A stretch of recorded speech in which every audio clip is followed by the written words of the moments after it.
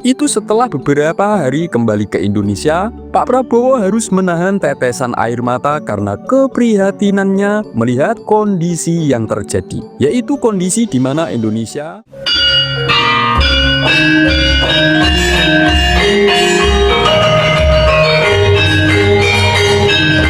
Assalamualaikum warahmatullahi wabarakatuh.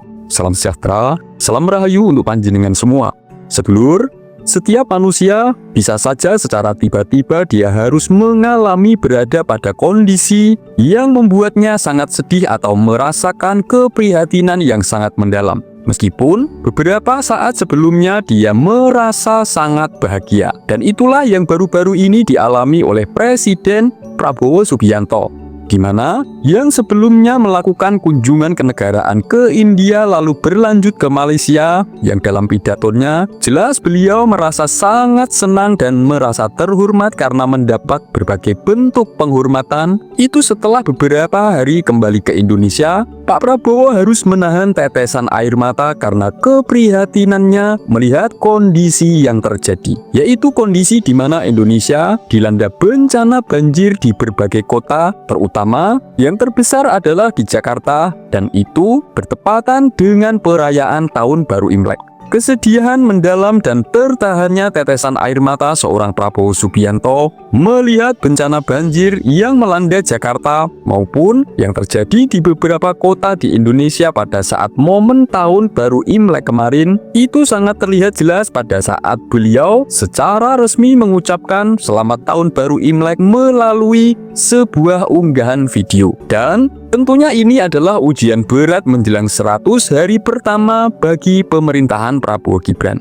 Nah, apakah banjir besar yang menerjang Jakarta kali ini, yang kebetulan bertepatan pada Tahun Baru Imlek atau Tahun Ular Kayu ini, ada kaitannya dengan prediksi peramal dunia yang itu diperkuat oleh ramalannya Giles Ergens, seorang ahli dari Deltares asal Belanda, bahwa Jakarta sedang mengalami percepatan tenggelam yang mengkhawatirkan. Secara ilmiah, banjir besar yang melanda Jakarta kemarin itu bisa memperkuat prediksi Giles Ergens yang sudah pernah mengkhawatirkan bahwa Jakarta akan mengalami percepatan tenggelam berdasarkan adanya berbagai riset yang sudah dilakukan. Tetapi kalau secara sudut pandang spiritual, datangnya awal tahun ular kayu yang dibarengi dengan terjadinya banjir seperti yang terjadi di Jakarta dan di beberapa kota lain, itu sebenarnya memiliki beberapa pertanda peristiwa untuk masa yang akan datang. Ular kayu dalam astrologi Tionghoa itu melambangkan adanya kecerdasan, transformasi, dan juga strategi.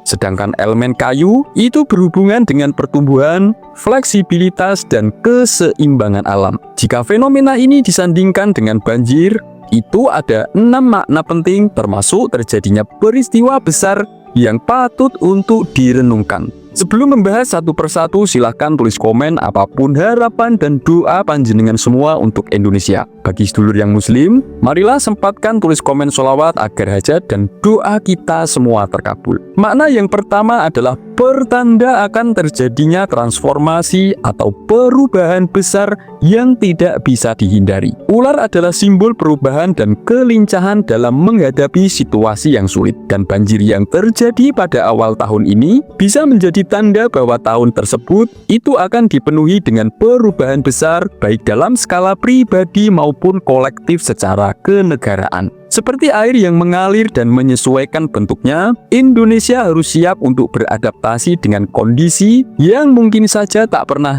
diduga sebelumnya. Makna yang kedua adalah pertanda datangnya perubahan yang menuntut kebijaksanaan dan strategi. Ular kayu bukanlah sosok yang bertindak impulsif, tetapi itu penuh perhitungan. Dan banjir yang mengawali tahun ini bisa menjadi pertanda bahwa perubahan besar yang akan terjadi di Indonesia bukanlah sekedar perubahan mendadak, tetapi adalah hasil dari proses panjang yang harus dihadapi dengan kecerdasan dan strategi yang sangat matang. Ini bisa berhubungan dengan ekonomi, politik, atau bahkan perubahan sosial yang lebih luas yang akan dihadapi oleh masyarakat Indonesia. Makna ketiga yaitu pertanda datangnya masa ujian sebelum mencapai kemakmuran. Dalam tradisi spiritual, banjir yang seringkali dianggap sebagai ujian sebelum datangnya keberkahan baru, itu karena sifat air itu membersihkan, yang lama untuk memberikan ruang bagi yang baru.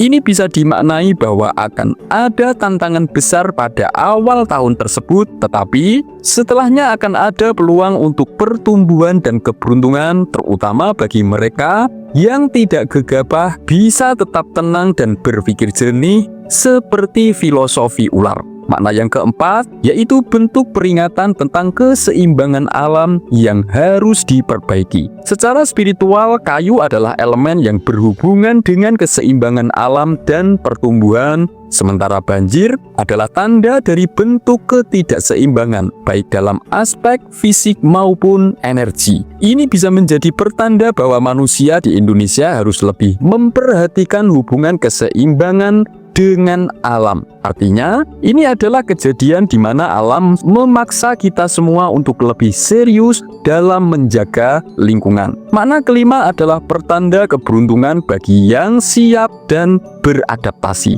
Secara spiritual, ular kayu bukanlah simbol sebuah kondisi atau tahun yang mudah untuk ditaklukkan. Artinya tahun ini bisa membawa kesuksesan hanya bagi mereka yang mampu membaca situasi dan kondisi dan mengambil langkah dengan tepat. Banjir yang datang di awal tahun juga bisa menjadi pertanda bahwa mereka yang tidak siap dan tidak fleksibel dalam menghadapi kondisi yang ada, maka mereka akan kesulitan untuk bertahan.